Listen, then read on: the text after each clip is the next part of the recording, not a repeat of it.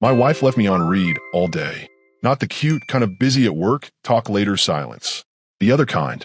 The kind that feels like a door closing somewhere in your chest. I sent a text around noon, just a normal one.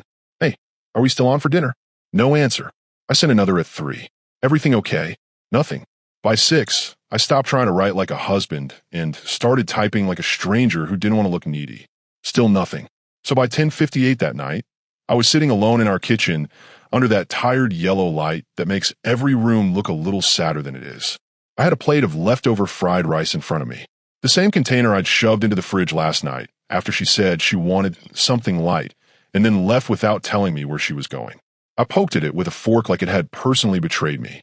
The clock above the stove ticked louder than it should have. I used to like that clock.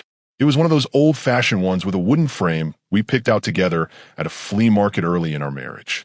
Back then, we were the kind of couple who thought buying a clock meant we were building a home. Now it felt like a tiny judge counting down seconds I couldn't get back. I told myself she'd walk through the door any minute. She always did. She was never the type to stay out all night without some dramatic excuse. But the longer the minutes dragged, the more my stomach started acting like it knew something I didn't want to admit. At 11 o'clock exactly, I heard the front door unlock. Not quietly. She didn't sneak in. The lock turned with a deliberate twist, and then her heels hit the hallway floor. Click, click, click, a steady rhythm, almost theatrical, like she wanted me to hear every step and prepare myself for whatever came next. I didn't stand up. I didn't call her name. I just sat there with my fork suspended midair, staring at the rice like it was the last normal thing I had left. She walked in as if she owned the scene. Marissa had a way of entering rooms that made you feel like you were already losing an argument. She was wearing the beige trench coat she always wore when she wanted to look important. It still had the belt tied in that neat little knot she practiced in front of the mirror. I couldn't help noticing the irony.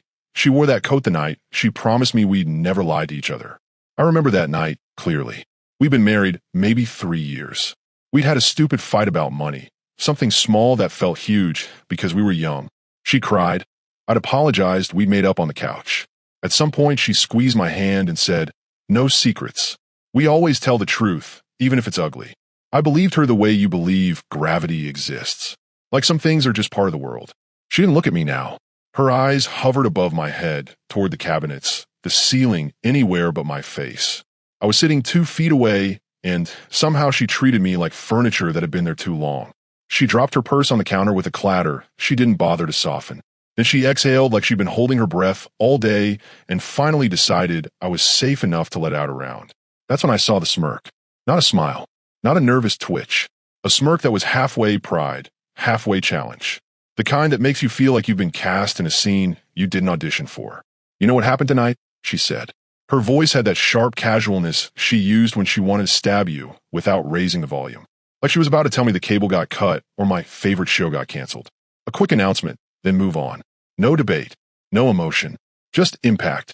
I didn't answer, partly because I was chewing, partly because I wanted another second to figure out who I was looking at. My wife had different faces. The tired one, the playful one, the distant one, the one who started fights when she was bored. I didn't know which version was standing in front of me now. She didn't wait for a response. "I had a one-night stand with my boss," she said, "and I'd do it again." The fork in my hand didn't drop. My jaw didn't hang open. I didn't do the thing people expect you to do when the floor falls out beneath you. You see it in movies, plates shatter, voices break, someone storms out into the rain. Me? I kept chewing. I'm not saying I was calm inside. I'm saying my body didn't get the memo. It was like an old computer freezing mid-task. My brain lagged. My hands worked on autopilot. I took another bite, swallowed, tasted soy sauce and something metallic. The kitchen got so quiet I could hear the refrigerator hum. I could hear the clock counting. I could hear her breathing like she'd just climbed a hill and was waiting to see if the view was worth it. She watched me hard, almost impatient. She wanted a show. She wanted me to yell, to slam my fist on the table, to beg for details, to chase her into a story where she got to be the main character and I got to be the devastated husband who proved she still has power. I didn't give her that. I ate one more bite, slowly. I set the fork down gently. Then I looked at her, really looked at her, and nodded once. Not a dramatic nod, not a defeated one. The smallest, politest nod you give a coworker when they tell you the meeting has been moved to Tuesday. That kind of nod. If I could translate it into words, it would have been, "Okay, I heard you." Her smirk twitched. like she was surprised I didn't fall on my knees or pull my hair out. "You're not going to say anything?" she asked. There was disappointment in her voice. Genuinely. Like a director realizing the lead actor refuses to cry on cue. I took a sip of water. The glass was cold, and the condensation slid down the side in slow trails. I stared at it longer than I needed to. Then I said, "Congratulations." One word. Flat tone. No sarcasm. No edge. Just a period at the end of a sentence that hadn't started. The silence that followed had weight. Her eyes narrowed. She blinked a few times, processing.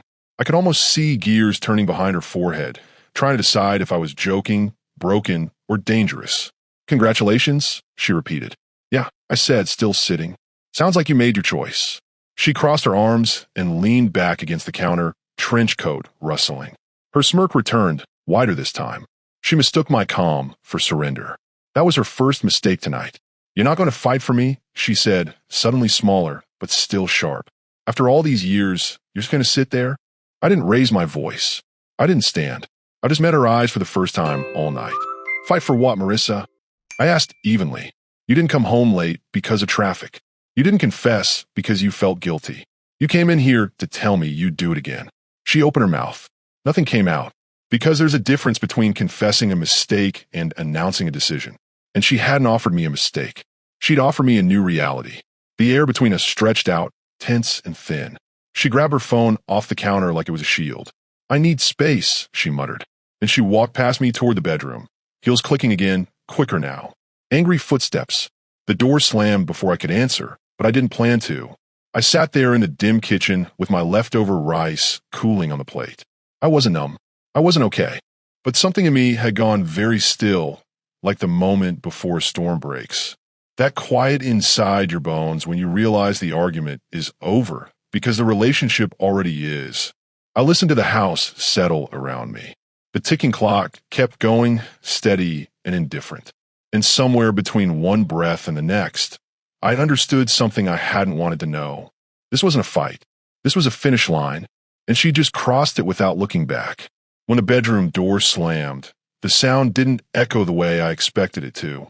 I always thought a moment like that would feel like something breaking, like a crash, like a signal flare that would set my whole life on fire. Instead, it landed soft and final like a book closing.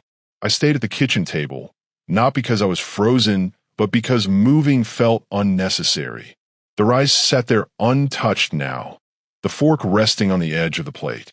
I watched the water glass sweat on the table, little droplets sliding down the side like they knew where they were going. I remember thinking in a weirdly calm way, "So, this is what the end looks like. I should tell you my name before this goes any farther.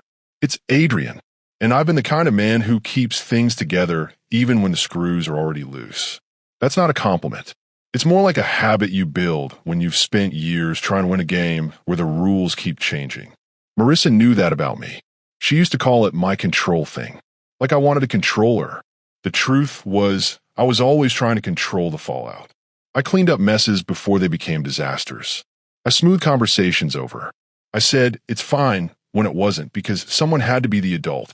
I thought that was love. I thought that was marriage. Tonight proved I'd been playing the wrong role. I wasn't even 30 seconds into the silence before my brain started doing what it always does when the world goes sideways. It began organizing. Anger was there, sure. It crawled like heat under my ribs. But underneath the anger was something sharper than rage. Something colder. Focus. That focus didn't come from being heartless. It came from being tired. Tired of guessing what mood I'd come home to. Tired of apologizing for things I didn't do. Tired of watching our marriage shrink into a place where I was always bracing for the next surprise. The confession wasn't the start of the collapse. It was just the part Marissa finally decided to say out loud. I tilted my head back in the chair and stared at the ceiling. The light above me flickered slightly, an old bulb I'd meant to replace last week. I listened to the refrigerator hum and the clock keep working like nothing had happened. The house was doing what houses do, holding the air, keeping the shape of a life even after the people inside stopped being the same. From down the hallway, I heard a muffled sound, a drawer opening, something being set down. She was moving around in there, acting like she'd just delivered news about the weather and deserved a quiet night after. Something in me settled. Not peace, Not relief. A kind of acceptance that felt like the moment you stop trying to keep a sinking boat afloat and start looking for shore. I didn't follow her. I didn't knock on the door. I didn't ask questions. I'd asked questions for years. Questions about why she was so distant, why she snapped at small things, why work stress followed her home like a third roommate. I have my answer now, and answers don't need pursuing. I got up, rinsed my plate, and loaded the dishwasher. The routine felt almost insulting in its normalcy, like my hands were reminding me I still lived here, even if my marriage no longer did. I poured myself a drink and sat back down, this time on the couch. Milo wasn't in the room yet. He'd been asleep in his corner. Lucky dog. He didn't know his whole world had tilted. Late-night TV droned in the background, some infomercial shouting about changing your life with one decision. I barely watched it, but the words stuck because they were annoyingly accurate. At around midnight, I heard her crying. It wasn't loud, not dramatic, just that quiet, embarrassed kind of crying that leaks out when a person realizes their own story doesn't sound as heroic as they thought. It came through the door in short, muffled bursts. A year ago, I would have walked in there. I would have sat beside her and asked what was wrong. I would have tried to repair something that didn't want repairing. I was good at that. I used to believe feeling sorry for her was part of being loyal. Not tonight. Tonight, I let the door stay closed. Let the silence do what words couldn't. I went to my desk and opened my laptop. The screen lit up the room with that cool blue glow that makes everything feel more clinical, more manageable. I stared at a blank spreadsheet for a second. Then I started typing. I wasn't thinking about revenge. Not yet. I was thinking about reality. About the life we had welded together piece by piece. Accounts, bills, names on documents, auto ships, passwords written in shared notes, because we were a team. Except teams don't work when one player switches jerseys without telling you. I titled the file before I even knew what I was doing. Operation. Clean exit. I stopped, blinked at it, and laughed once under my breath. Even now my brain wanted to put headers on heartbreak. I built columns like it was a work project because that's how I survived shock. Assets, accounts, shared subscriptions, documents, next steps. I didn't fill anything in right away. I just wrote the structure. It felt like setting up a skeleton for something that had already died. As I typed, a memory flashed. Marissa in this same kitchen years ago, laughing while we argued about whether to get the Costco membership. She'd insisted we needed it. We're building a life, she'd said, stacking boxes into the cart like we were stocking a future. I stared at the empty sheet. We did build a life. We just didn't build it on the same foundation. I glanced toward the hallway again. No more crying now. Just quiet. The kind of quiet that comes after a person convinces themselves they've done something brave. She thought she had detonated a bomb tonight. She didn't realize I was the guy who builds shelters. I leaned back in my chair and let the air out of my lungs slowly. My hands weren't shaking. My head wasn't spinning. If anything, I felt clear in a way I haven't felt in a long time. That scared me a little, because clarity means you can't pretend anymore. And pretending was the thing I'd been using to keep this marriage alive. I saved the file, not because it solved anything, but because it marked something in me switching gears. Phase 1 was done. Not the legal part, not the financial part, the mental part, the part where you stop thinking of someone as your partner and start thinking of them as a choice you no longer have to live with. I shut the laptop halfway and sat there in the dark, listening to the clock again. Tick, tick, tick, not counting down my grief, counting down her advantage. And I knew, with a calm I didn't recognize as mine until that moment, that tomorrow wasn't going to be about what she wanted anymore. Tomorrow was day one of me taking my life back. Morning light used to feel forgiving here. It used to mean the kitchen would smell like coffee, and whatever tension existed last night would soften under daylight. Not today. Today the sunlight, slipping through the blinds, felt like a witness. I woke up on the couch with a stiff neck, a dry mouth, and the echo of her sentence still sitting in my skull like a stone. I checked the clock, 7:13 a.m. Marissa always woke up around 8. She'd walk out half asleep, ask for coffee, and pretend the world was stable because that's what she preferred. Life is a stage where she chose the script. I had 40-something minutes before she came out. So I made coffee for myself. Strong, plain, the kind that clears your head instead of comforting you. The machine sputtered and hissed. The smell filled the kitchen. Normally, it would have settled me. This time it felt like fuel. I stood there in an old t-shirt, cup in hand, listening to the house. No footsteps. No apology through the wall. No quiet guilt. Just a bedroom door, closed like last night, had been a scene she'd already moved on from. At 8:01, the door creaked open. She walked out barefoot, hair messy, wearing one of my shirts like it was a peace offering she hadn't earned. She didn't look at me right away. She yawned, stretched, then said it in that casual, lazy tone that assumed I would fall into place for her. "Coffee, please." It was almost impressive how confidently she said it. For a second, I just watched her. I wanted to understand how a person could throw a grenade into a marriage and still expect room service the next morning. I took a slow sip of my coffee. Then I leaned against the doorway where she could see me clearly. "Coffee," I said. "You mean the one-night stand special?" Her head turned to me fast. She blinked like she hadn't fully woken up, like she was trying to decide if she misheard. "What's that supposed to mean?" she asked. I kept my voice calm. Not gentle, not cruel. Just steady. "I think you know what it means, Marissa," I said. "Unless you've already forgotten what you told me last night." Her face tightened. She sat up on the bed, pulling the blanket closer like it gave her authority. "You're still on that?" she said, irritated. "Still," I repeated. "You confessed, you bragged about it, and then you went to sleep. So yes, I'm still on it."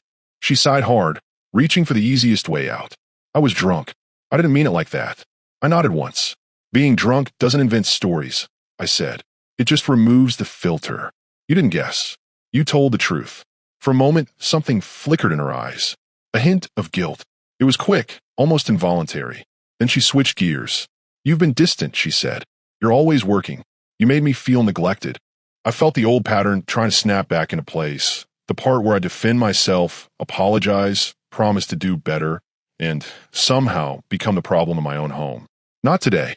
So because you felt neglected," I said evenly, "you chose this?" She straightened, defensive. "I made a mistake." "That isn't how you described it last night," I replied. "You didn't call it a mistake. You called it a decision." Her mouth opened, then closed. I could see irritation rising because I wasn't letting her steer. She didn't know what to do with a conversation that stayed on the facts. "Can we not do this first thing in the morning?" she snapped. I lifted my cup a little. "I didn't realize betrayal had office hours," I said. She narrowed her eyes. "You're being childish." "No," I said. "Childish is pretending nothing happened. I'm being honest." I walked to the kitchen, poured a cup, black, nothing added, and carried it to her. I sat on the bedside table politely. "Here," I said, "your coffee. Exactly as bitter as the situation." She stared at it, didn't touch it. "What is your problem?" she demanded again. "My problem is I thought we were on the same side," I said. "Turns out you were already leaning toward another team." She looked away. The silence between us wasn't the soft kind. It was loaded. She tried to hold it, but her patience ran out first. "I don't have time for this," she muttered, getting up and walking toward the bathroom. "Right," I said. "Wouldn't want to keep your boss waiting." She froze at the door, spun around with anger sharp on her face. "You're not funny." "I am," I said. "You just lost your sense of humor around the same time you lost your direction." She slammed the bathroom door. The sound didn't shake me. If anything, it confirmed what I already knew. She expected me to shrink, to plead, to chase. I didn't. While the shower ran, I opened the fridge. Her meal prep containers were lined up like a weekly schedule, organized, neat, controlled. I pulled one out and dumped it into Milo's bowl. He trotted in and ate like he'd won the lottery. "Enjoy," I told him. No strings attached. A few minutes later, she came out dressed for work, moving fast, jaw tight, eyes avoiding mine. She grabbed her purse and headed for the door without a word. "Hey," I called. She stopped, annoyed. "What?" I lifted her empty mug from the counter. "You forgot your cup," I said.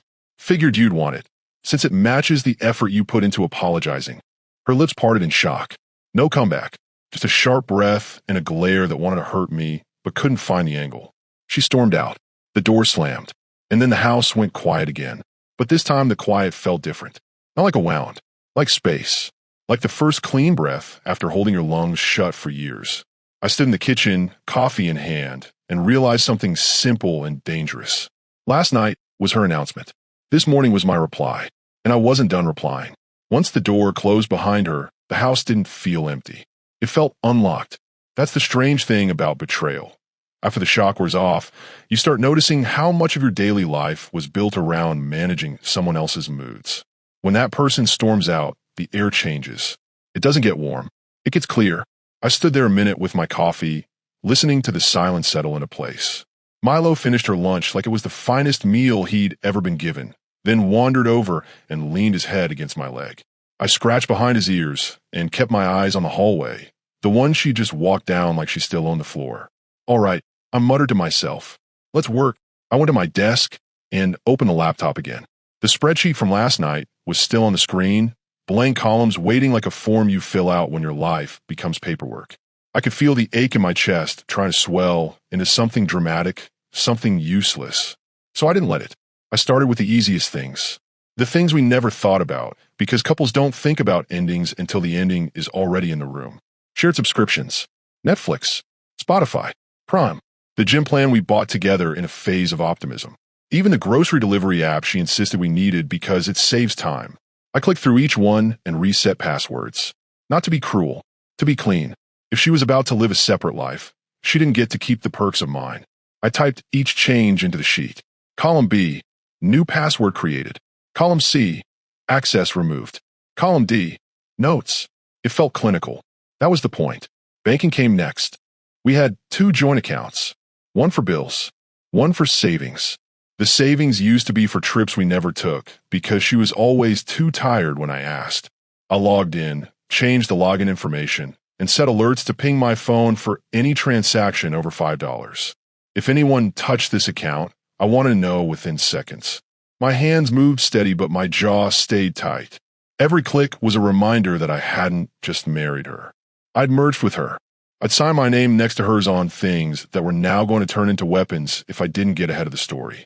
I added another row.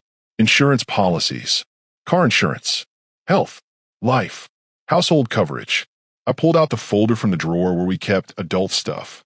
She never looked in it. I was always the one who filed and tracked.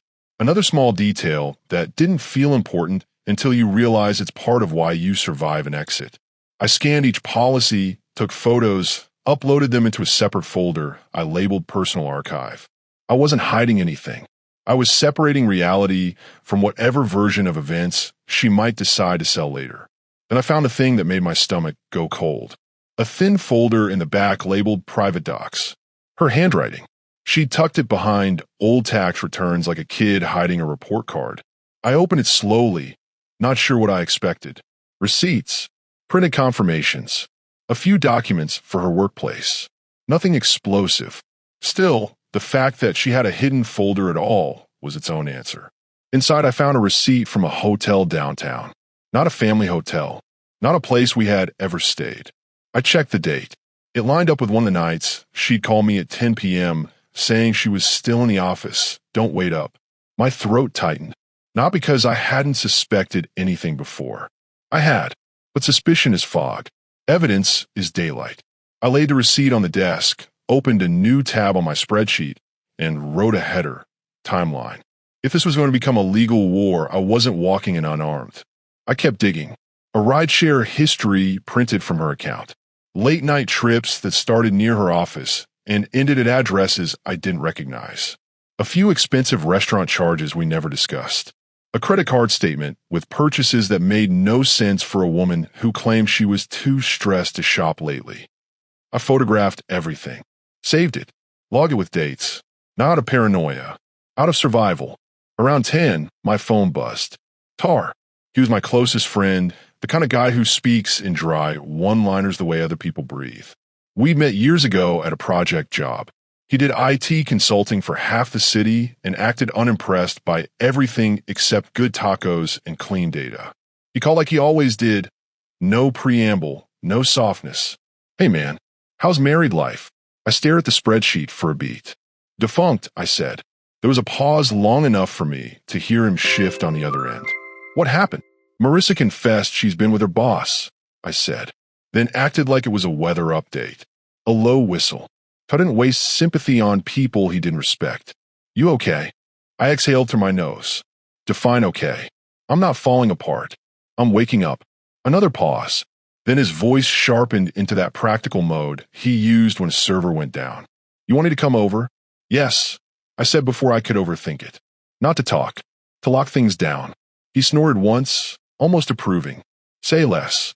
I'll bring my laptop. and chips. Emotional support via queso. 2 hours later, he was in my living room barefoot, a bag of tortilla chips open like it was a normal Tuesday. Milo greeted him like family. Tar knelt, rubbed Milo's head, then glanced at me. You look like a man about to do taxes on his own marriage. Close, I said. I'm auditing. He leaned over my shoulder as I showed him the sheet. His eyebrows rose at the clean layout. Wow, he said. You're really doing this. I'm not screaming, I replied. So this is what I'm doing instead. He nodded, pulled his laptop onto the coffee table, and started typing. All right, he said. We'll enable two-step on everything, cut off all device access you don't recognize, and make sure she can't log in from her phone. Do it, I said. While he worked, I opened her social media out of a kind of detached curiosity. She had posted a flat-lay photo of coffee and a croissant with some caption about self-care. The bracelet on her wrist was one I'd bought for our anniversary last year. Tar glanced over, saw my face shift slightly. What? I tilted the screen toward him. He studied it, squinted, and let out a slow breath. That's your bracelet? Yep, I said. He shook his head. That's bold. Bold isn't the word I'd use, I replied. But sure. Tar tapped his keys, then looked up. Want me to mess with her account? I didn't even have to think. No, I said. We're not playing dirty. We're playing smart. He smiled a little. Smart revenge. Copy that. For the next few hours, we worked like two accountants with different forms of heartbreak. Tar secured the digital perimeter.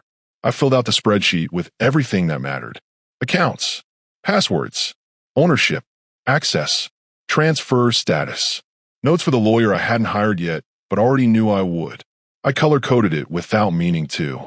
Green for safe, yellow for pending, red for urgent. By sunset, my dining table was covered in neat stacks of paper, and my laptop was filled with folders labeled by date. It looked like a small investigation, not a marriage. Tar leaned back and whistled softly. Man, he said, you turned betrayal into a workflow. I'm not going to lose twice, I answered. He gave me a look that said he understood exactly what I meant. When he left that evening, he clapped my shoulder once. You're doing the right thing, he said, even if it feels awful. I didn't respond right away. I just stood there in the doorway watching his car pull off. Then I went back inside, sat at my desk, and stared at the spreadsheet. Each row wasn't just data. It was separation. It was proof. It was a future I could control again. And for the first time since Marissa walked in with that smirk, I didn't feel like a man waiting to be hit. I felt like a man already moving, quietly, precisely, and getting faster. By the time Tar left, the sky outside had already turned that deep blue that makes the world feel like it's holding its breath. I locked the door behind him, not because I was afraid of anyone breaking in, but because I was starting to understand something I'd ignored for too long. When trust breaks, everything becomes a security question. I went back to my desk, opened the spreadsheet again, and scrolled through what I'd built in one day. Rows of accounts, dates, copies of receipts, a timeline that was starting to look less like a bad week and more like a pattern. The longer I stared at it, the quieter my anger got. Not because it was gone, because it was turning into something useful. I took a breath and searched for divorce lawyers. I didn't click on the dramatic ones. I didn't want someone who promised fireworks. I wanted someone who treated this like a contract that had been breached, not a tragedy that required candles and speeches. That's how I found Nora Whitfield. Her website was blunt. No romantic phrases. No inspirational slogans.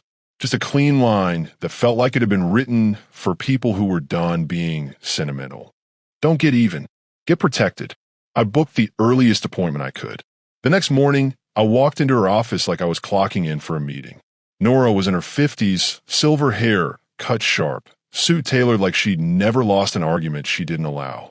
There was a quiet confidence in her that made the air feel steadier the second she shook my hand. Mr. Reyes, she said, scanning me the way good professionals do. Tell me what happened. Start wherever it hurts least.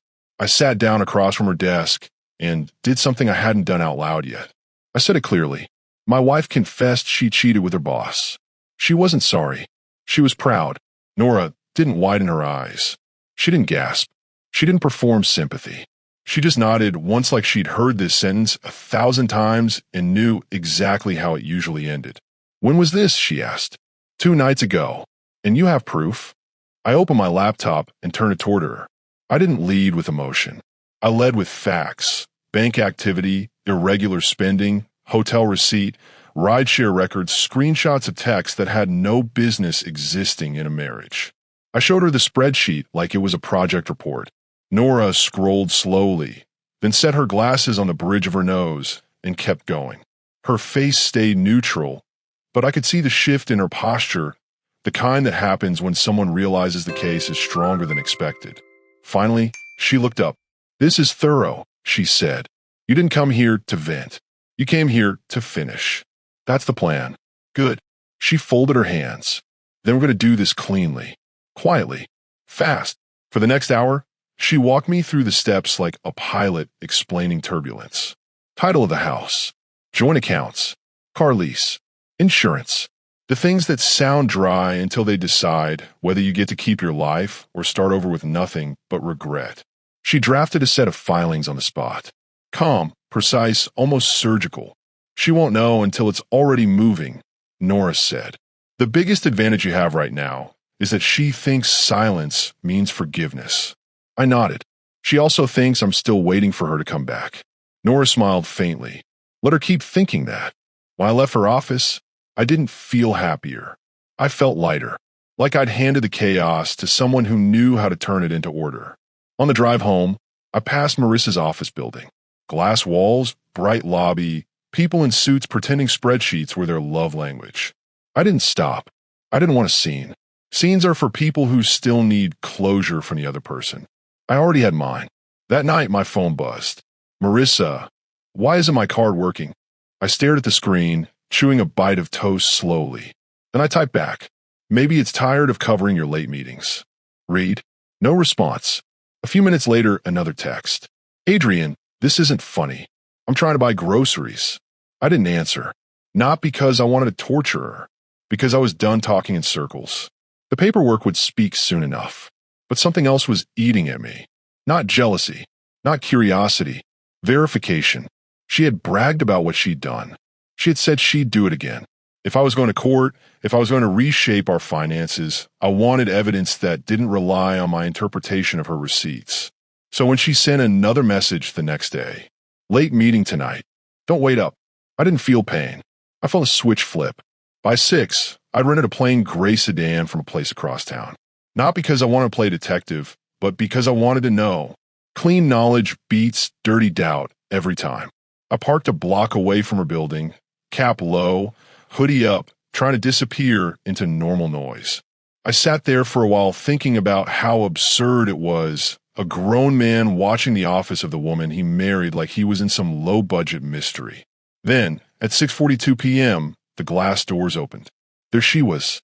Marissa walked out beside her boss, Damian Cross, a man in his 40s with a polished suit and a smile that looked practiced in mirrors. They were too close, not touching openly, but moving like two people who didn't need to pretend when they thought nobody was watching. They crossed the street together. He said something that made her laugh. Not her polite laugh. The real one I hadn't heard in months. That stung. For about 3 seconds. Then it turned into something colder. They got into his car and drove downtown. I followed at a distance that wouldn't raise suspicion. They pulled up to a trendy lounge with a glowing sign and valet parking. The kind of place people go when they want to feel important. I parked 2 blocks away, walked in, and took a seat where I could see them without being seen. They sat at the bar, talked close, smiled too much. His hand rested on the back of her chair longer than it needed to.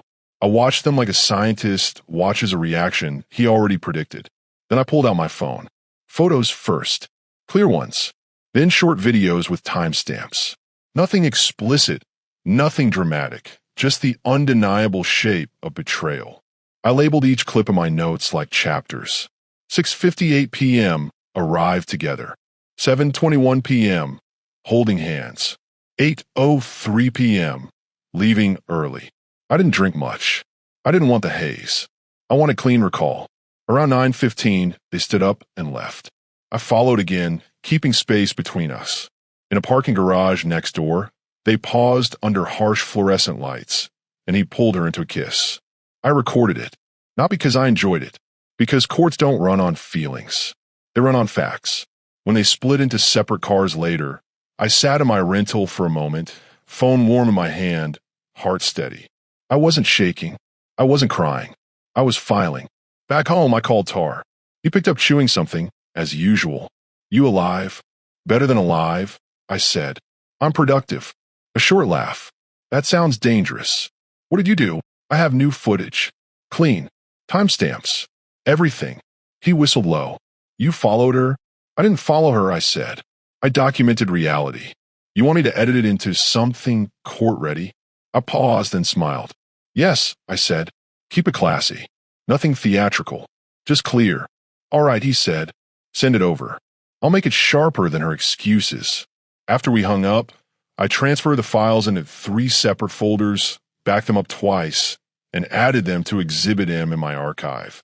Then I sat back on the couch and stared at the ceiling. Not because I was lost, because I was waiting for the final click of a lock I'd already started turning. Nora would file the next morning. Marissa still thought she was steering this story. She didn't know the story had switched hands. And when she finally realized that, the question wouldn't be whether she was sorry. The question would be whether she was ready to lose what she assumed was permanent. I looked down at Milo curled against my feet and said softly, We're almost there, buddy. He thumped his tail once like he understood. I didn't feel cruel. I felt inevitable. Because the next part wasn't about catching her. It was about ending her access to my life, officially, publicly, and in a way she couldn't smirk her way out of. And tomorrow, the paperwork would begin moving whether she wanted it to or not. The days after I gave Nora the footage moved in a strange rhythm. Outwardly, everything looked normal.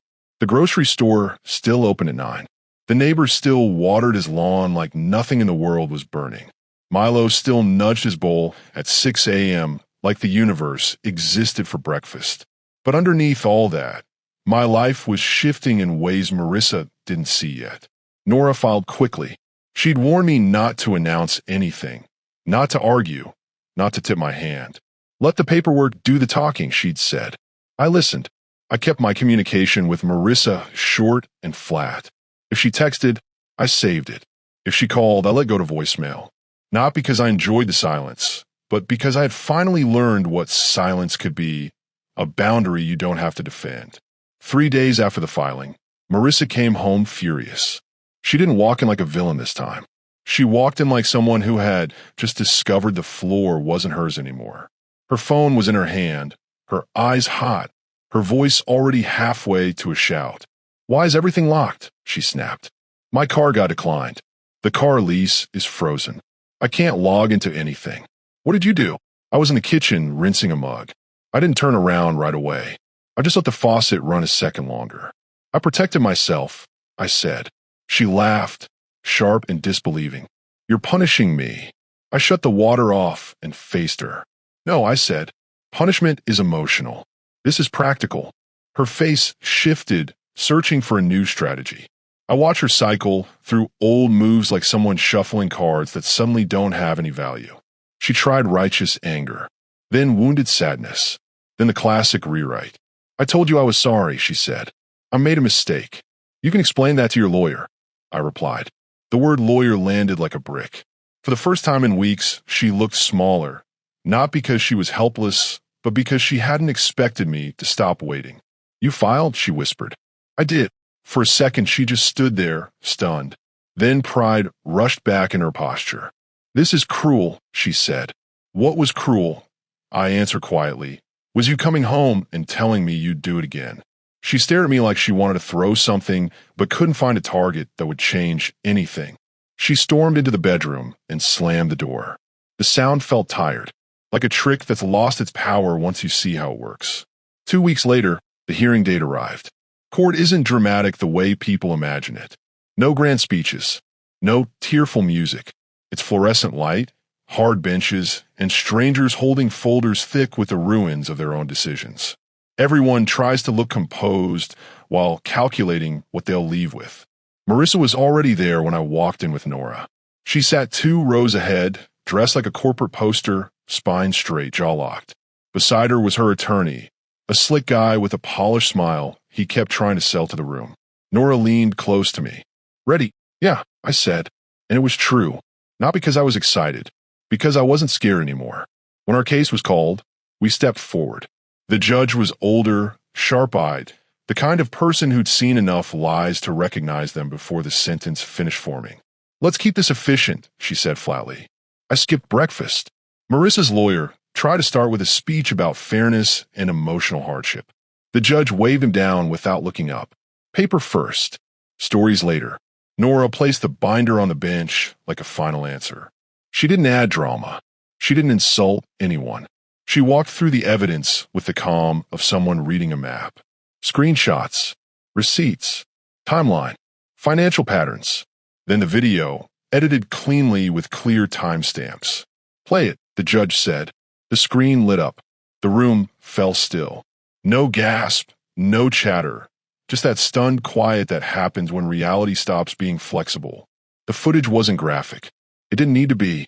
It showed enough. Marissa leaving the office with Damien, the closeness that wasn't work, the timestamps that matched the receipts, the kiss in the garage under those harsh lights. When the video ended, the judge flipped another page, then looked straight at Marissa. "Mrs. Reyes," she said, "is this you?" Marissa froze. Her lawyer started to stand, but she spoke first. "I can explain." The judge held up a hand. "I don't need a story. I need clarity. And I have it." She tapped her pen once. The sound was small, but it cut clean. "Mr. Reyes retains ownership of the marital home, vehicle, and joint accounts. Mrs. Reyes forfeits claim due to breach of marital and financial trust. The evidence is decisive." Marissa made a choked sound like the air had been pulled from her chest. Her lawyer tried to protest about emotional distress, but the judge shut him down with a look that said she'd heard every version of that excuse already. "Next case," she said, and brought the gavel down. That sound felt like a lock clicking shut. Outside, the air was cold and bright. I stood on the courthouse steps a moment, just breathing. Nora gave me a small nod. "You handle that well," she said. "Organization is cheaper than therapy," I replied. She smiled once and headed back inside like a professional finishing a job. Tar arrived with Milo in the back seat. The dog jumped out and pressed against my leg, tail go like a metronome for relief. Tar looked at me, eyebrows raised. "So you're free." "Yeah," I said. "Free." The word didn't feel like fireworks. It felt like oxygen. A month later, peace became routine. I stopped checking my phone for explosions. I stopped walking on eggshells in my own hallway. I jogged again. I cooked without feeling like I was performing. I let silence be quiet instead of tense. Then Lydia invited me to Marissa's birthday gathering with a polite warning to be civil. I shouldn't have gone, but some endings need a final full stop. The house was packed. Balloons, laughter that sounded too rehearsed, people pretending they didn't know why the room felt tight. Marissa stood in the center, holding a wine glass like it was proof she was still in control. She froze when she saw me. "Adrian," she said thinly, "didn't think you'd show." "I brought a gift," I said. Her eyes narrowed. "What gift?" I connected my phone to the speaker and pressed play. Her voice filled the room, an old recording of her and Damien, casual and careless, saying something that left no room for interpretation. Silence snapped. Someone dropped a fork. Damien's wife, standing near the kitchen, went stone still. Then chaos erupted. Shouting, crying, accusations spilling out faster than anyone could contain. I didn't raise my voice. I didn't argue. I just watched the truth finish what it started. Then I walked out. Outside, the night air felt clean. Not triumphant. Clean, like the last breath after a long illness. Back home, Milo greeted me like nothing in the world had happened. I fed him, made coffee, and sat on the porch with the quiet settling around me. People ask if I regret the marriage. I tell them I regret the years I spent trying to keep something alive by myself. But the ending? No. The ending gave me clarity. And clarity is a kind of freedom that doesn't need permission. Thank you for listening to today's stories. If you enjoyed listening, please like and subscribe if you haven't done so already. Also, leave a comment below to share your thoughts on what happened. Take care.